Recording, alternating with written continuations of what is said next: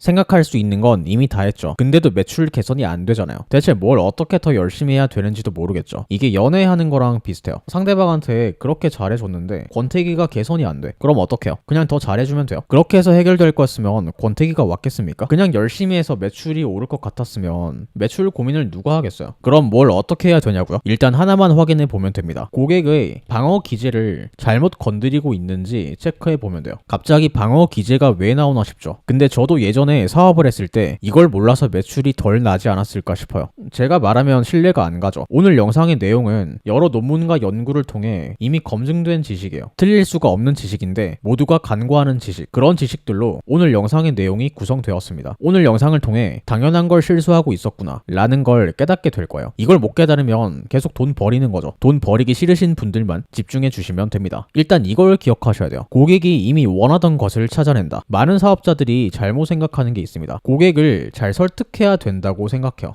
하지만 설득이라고 착각하면 안 돼요. 고객은 이미 무언가를 원하고 있습니다. 이미 듣고 싶어하는 말이 있어요. 그걸 내가 찾아서 해주는 것 뿐입니다. 예를 들어 붕어빵을 파는 비즈니스가 있다고 해볼게요. 이게 붕어빵이에요. 사업 센스가 별로 없으면 멘트를 이렇게 한단 말이에요. 이거 진짜 맛있어요. 한번 드셔보세요. 이렇게 말하는 순간 고객이 무슨 생각을 할까요? 붕어빵이 맛있지 않을 이유, 내가 이걸 먹지 않아야 될 이유를 떠올려요. 왜냐하면 인간은 타인이 말을 믿지 않습니다. 타인이 말을 믿는 경우는 타인이 내 생각을 말해주는 경우뿐입니다. 아무리 상대방이 증거를 가져오고 논리적으로 말해도 본인이 기존 생각과 일치하는 면이 없으면 씨알도 안 먹혀요. 그래서 만약 이거 진짜 맛있어요. 한번 드셔보세요 라고 말해서 고객이 붕어빵을 진짜 샀다고 치자고요. 그럼 이미 붕어빵이 맛있어 보여서 살 생각이 있었던 거예요. 원래 알아서 살 생각이 있었던 사람만 잡는 멘트라고요. 근데 매출을 늘리려면 어떻게 해야 되죠? 붕어빵을 살까 말까 망설이고 있는 사람들을 잡아야 돼요. 그런 사람들에게는 이거 진짜 맛있어요. 드셔보세요 라고 말하면 타인을 의심하는 본능이 발동될 위험이 커집니다. 본인이 하고 있던 생각이 아니기 때문이죠. 그럼 어떻게 할까요? 붕어빵은 겨울에 파니까 날씨가 춥겠죠. 잠재 고객이 추워서 몸을 웅크리면서 이렇게 지나가고 있어요. 덜덜덜 이렇게 떨면서 지나가고 있어요. 그러면 이런 말부터 하는 거예요. 아유, 날씨가 너무 춥죠? 잔뜩 쪼그라 드셨네요? 이런 말부터 하는 거죠. 부정할 수 없는 말이에요. 왜냐하면 본인이 추운 상태니까요. 근데 김이 모락모락 나는 붕어빵이 눈앞에 놓여 있어요. 따뜻해 보여. 그걸 잠재 고객이 쳐다봤어요. 그러면 이제 이런 멘트를 할 수 있어요. 붕어빵 하나 드시면 덜 추울 텐데. 잠재 고객은 이 말도 부정할 수 없습니다. 이미 스스로 하고 있는 생각일 확률이 높잖아요. 이해되세요? 고객의 방어 기제는 생각하고 있지 않은 것을 갑자기 권유받을 때 발동돼요. 왜냐하면 장사꾼에게 속으면 안 되잖아요. 속는 리스크를 줄이기 위해 면역 체계가 작동한다고 보면 됩니다. 근데 이미 스스로 하고 있던 생각을 다시 확인시켜주는 말을 들으면 방어 기제가 발동되지 않아요. 스스로가 스스로의 생각에 속을 일은 없으니까요. 고객이 여러분이 비즈니스를 처음 접하는 그 순간부터 결제 직전까지의 순간까지 모든 순간을 한번 점검해보세요. 그리고 고객이 이미 생각하고 있는 말들, 듣고 싶어하는 말들을 해주고 있는지 살펴보세요. 아마 아닐 확률이 높아요. 일단 이걸 개선하시면 됩니다.